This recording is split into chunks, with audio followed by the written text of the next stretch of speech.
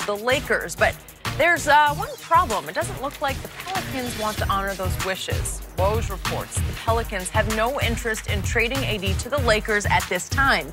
And ESPN reports that the Pelicans GM is, quote, not picking up his phone when it comes to trade calls. And the deadline is 1 week from today. We're joined once again by Michael Rappaport. So, Michael, should AD be able to force his way to the Lakers?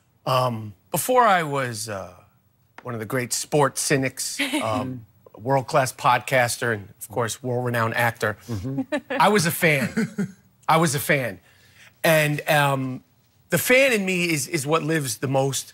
And when I hear a player during the middle of the season saying, you want to be traded, the fan in me starts to weep. The fan in me starts to cry because I say, why? Okay, you say you want to be traded? Okay, so now we're going to trade you where we want to trade you or not trade you where we want to trade you, or we'll Le'Veon Bell you.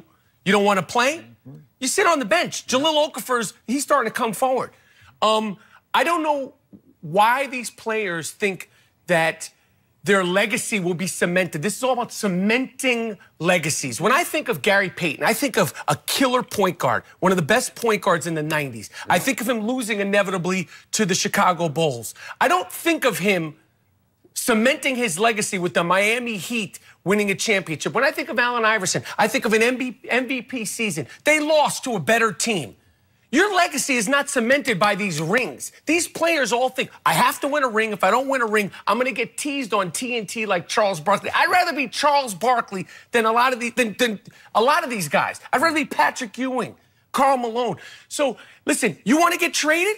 Well, maybe we'll trade you, maybe we won't. We took you out of the opening montage at the New Orleans Pelicans. Yep. If the chips are going to fall where they're going to fall. Anthony Davis is a great player, but I just don't understand what's going to happen. They trade him to the Los Angeles Lakers now. They get rid of all their guys. They're going to win the championship this year? No.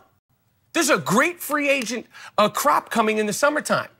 All these guys are going to be up for grabs. You want to get rid of Kuzma, you want to get rid of Ingram, you want to get rid of all these young guys for Anthony Davis now to do what? To inevitably lose, which you're going to do whether LeBron's there or not. Whatever. Let me ask you a question, Mike. Yes?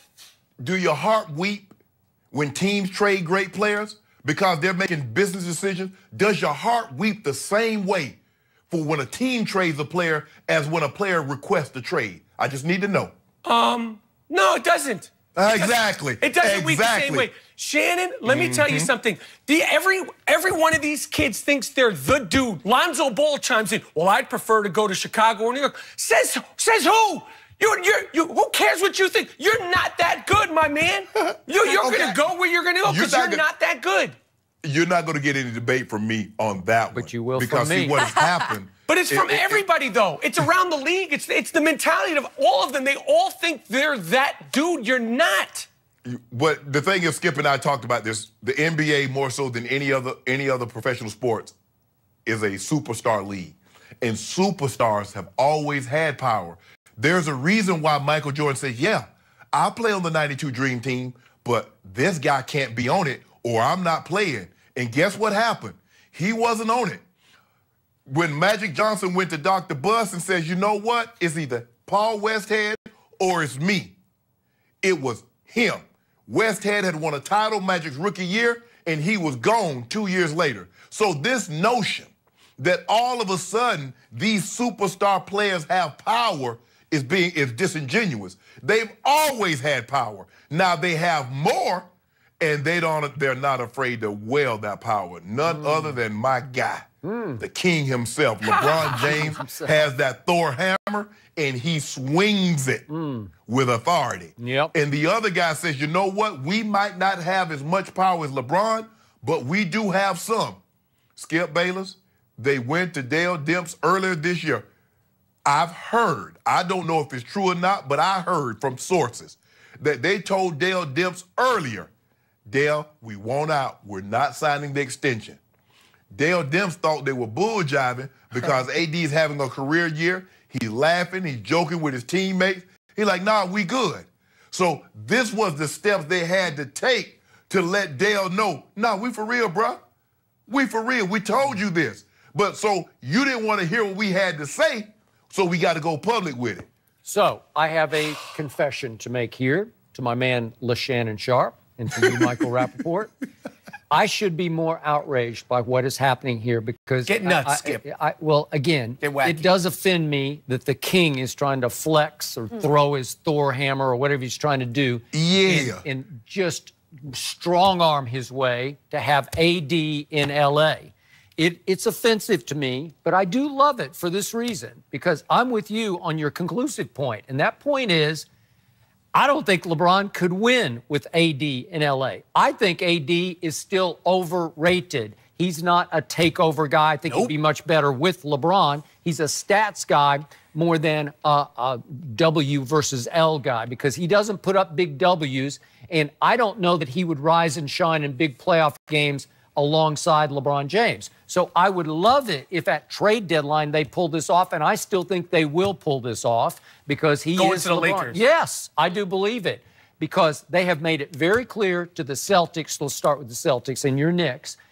No way are we signing long-term. Now, there's a new report on ESPN. The Celtics believe with all their heart and souls that they believe they can convince Anthony Davis long-term to come to Boston because they won't have to give up Jason Tatum to trade for AD. So it'd be... What are they going to do about Kyrie? Okay, Skip? well, they think they can re-sign Kyrie. So with Kyrie, Jason, and AD, they could dominate the East, and they'll be able to talk AD into loving Boston and loving being in the Eastern Conference. No, no, no.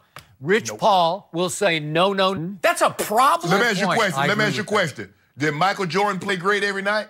Did Larry Bird play great every night? Whatever he did or didn't do, he wasn't crying and complaining about it. These were grown men when they came in there. All I'm saying, 29, 13 and a half, 4 and a half, 2 and 2. Let me pose this question to you, LaShannon. Yes. If the Lakers pull off this trade this season and they decimate their roster and they have guys coming in from the G League, the D League, Australia, and they get Anthony Davis, and be totally serious with me, do you think this season they will win the championship? The Western Conference Finals. And you know what, Shannon? I think that with this roster and health, they could still get to the Western Conference Final. So why not say, you know what, we're going to play it out. We have these young guys. We don't have to get rid of any of them. And in the summertime, we'll let the chips fall where they may. Anthony Davis, maybe... We're going to let the chips fall where they may. We're going to get Anthony Davis and another free agent. Don't get ahead of yourself. This guy, that's what's going to happen. But you know why? When you come back, I'm checking for you. Yeah, LeBron needs help. He needs help. Lots of help. 1 week until that trade deadline. All right, I am looking forward to this next one. Is Michael ready to jump on the Tom Brady bandwagon? Good question. Let's see what he has to say. I already see his face.